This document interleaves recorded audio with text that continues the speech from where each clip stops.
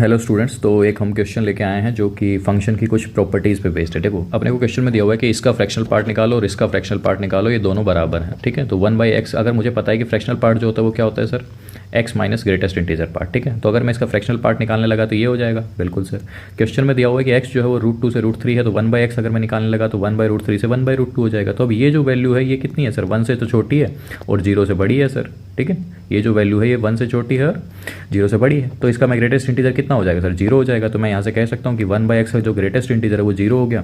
तो यहाँ से अगर मैं फ्रैक्शनल पार्ट की वैल्यू निकालूँ तो कितनी हो गई, 1/x माइनस 0, तो इज ये 1/x ही हो गया। ठीक है, ऐसे ही अगर मैं एक्स स्क्वायर के लिए बात करूँ तो उसका जो ग्रेटेस्ट इंटीजर निकालूंगा वो कितना हो जाएगा, एक्स स्क्वायर माइनस में ग्रेटेस्ट इंटीजर का एक्स स्क्वायर। ठीक है, अब x जो अपना √2 से √3 है, तो एक्स स्क्वायर अगर मैं चेक करूँगा तो 2 से 3 हो गया, और अगर इसका मैं ग्रेटेस्ट इंटीजर निकालूँ तो वो कितना हो गया, 2 हो गया।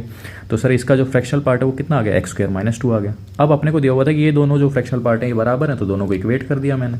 इसकी वैल्यू थी 1/x, इसकी वैल्यू थी एक्स स्क्वायर माइनस 2, इधर मल्टीप्लाई कर दो, तो जैसे मैंने मल्टीप्लाई किया तो ये क्या हो गया, x³ माइनस 2x माइनस 1। ठीक है, अब इस इक्वेशन को फैक्टराइज तो कर ही सकते हैं हम सर। देखो, ये इक्वेशन को फैक्टराइज किया तो x + 1 into x square minus x minus 1 equal to 0 हो गया। अब यहाँ से दो वैल्यू आती हैं, x तो -1 हो गया, और अगर इस इक्वेशन में मैं क्वाड्रेटिक फॉर्मूला लगाऊं तो अपने पास वैल्यू मिल गई 1 + -√5/2।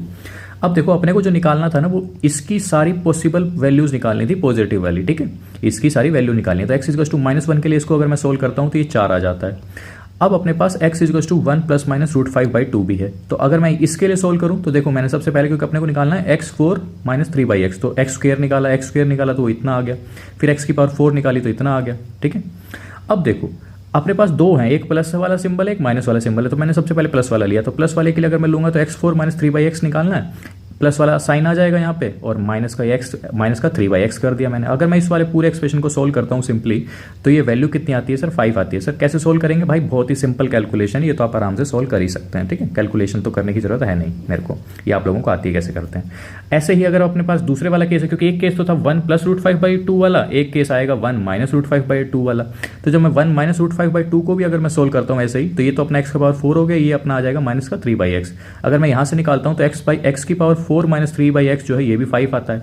अपने को क्वेश्चन के अंदर निकालना था कि distinct possible values of x। ठीक है, सेम वाली कंसिडर नहीं करनी, जो अलग है वो, तो ये 5 और ये 5 तो सेम ही हो गई, तो इसको एक ही बार कंसिडर करना है, दोबारा कंसिडर नहीं करना है। ठीक है, डिस्टिंक्ट निकालनी है।